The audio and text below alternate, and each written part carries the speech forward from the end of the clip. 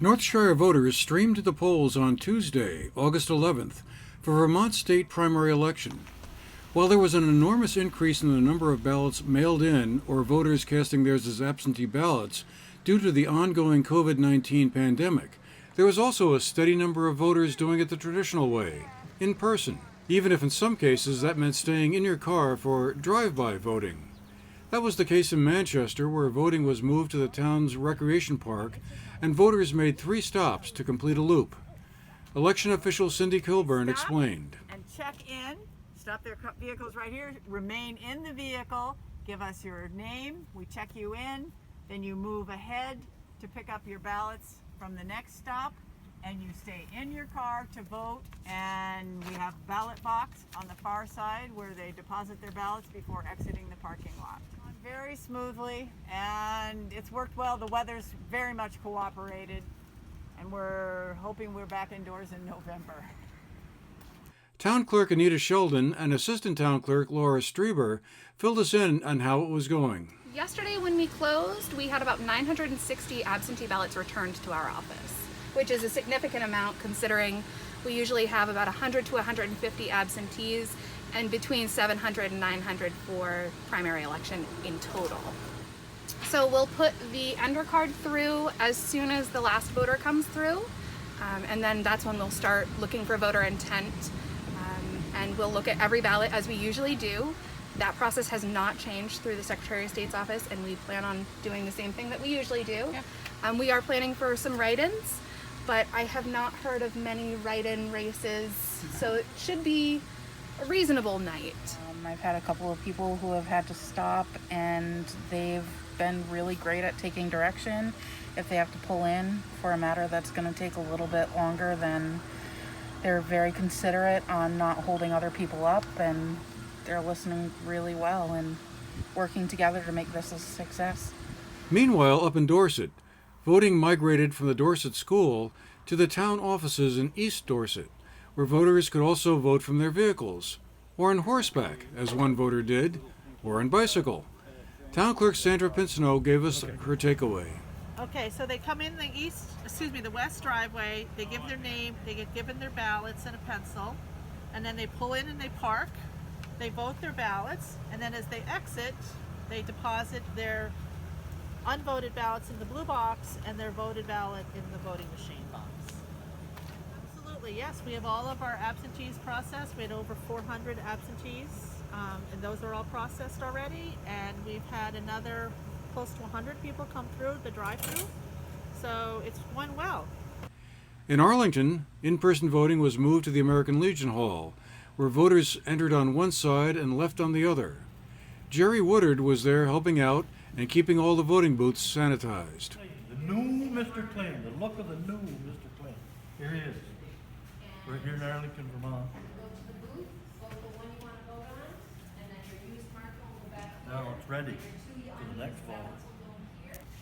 Oh, you step up here first, and then you give them your name to collect.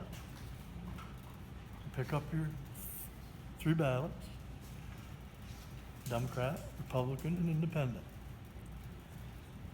Then you go into the booth, you fill out the one you want to fill out. When you're done with the booth, you put the ones that you don't want in the garbage, and you put the one that you voted with in the tabulator. Thank you. That's the way it works.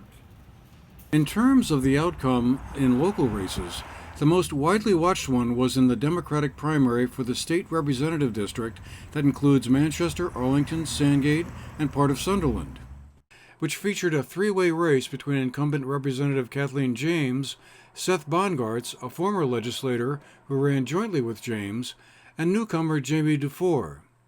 James and Bongartz emerged as the top 2 vote-getters in the primary and will go on to face the other incumbent state representative in the 2-member district, Cynthia Browning, who will be seeking re-election to her seat as an independent.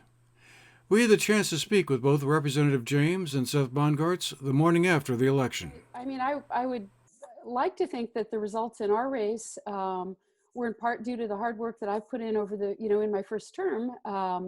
I've worked really hard over the past 2 years to reach out to all 4 of the communities I represent. I've spent a lot of time trying to connect with voters, especially, well, I guess from the get-go.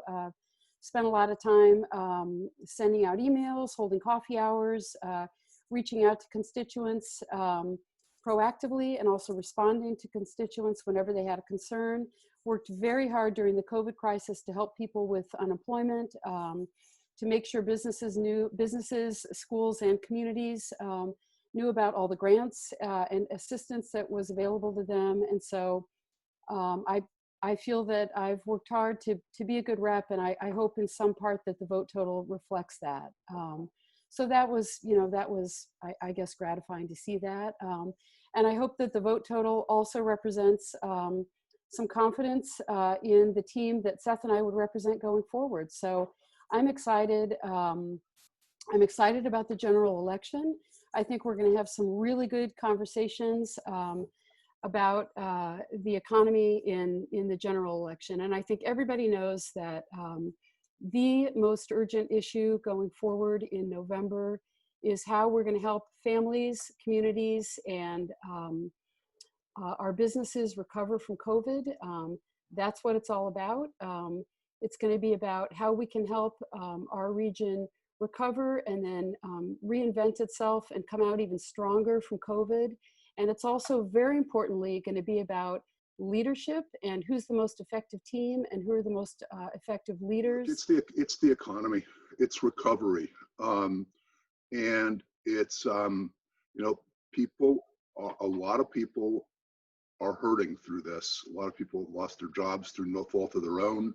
We have to make sure that they are. I'm not sure I really want to say taken care of, but I'll use that terminology. But that's our responsibility to them. It's not their fault. And then the small business sector is obviously having a really difficult time through this. And I think that in some ways, what we're presenting is nose to the grindstone work. That's what legislators really do. It's nose to the grindstone work. And I think the two of us are particularly well positioned just because of who we are and the way we think and our histories of really working closely with the communities here, and then not just taking those ideas to Montpelier, but working them back and forth. Really being involved, deeply involved here with the small business sector, with community leaders across the 4 towns, and then yes, taking those ideas to Montpelier and helping to do what we can to help the district, but really going back and forth and being an effective conduit. Another race that had local resonance was for the state auditor position, where Representative Linda Joy Sullivan, the current state representative from Dorset, Danby, Peru, Landgrove, and Mount Tabor, challenged the incumbent Democrat state auditor, Douglas Hoffer. Sullivan ran strongly in the local districts in Bennington County, but failed to capture a majority of votes statewide, losing to Hoffer by a 52% to 36% margin. Representative Sullivan will still be on the ballot in the November general election for state representative. The general consensus from talking with election officials was that mail-in voting went well, and the state should be in a good position to continue that in November, should the COVID-19 pandemic still be a large factor in determining if people feel that's a safer route, or one that's simply more convenient as well.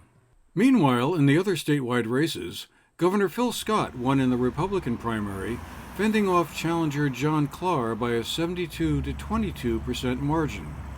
Scott Milne led the pack of Republicans seeking the party's nomination for lieutenant governor.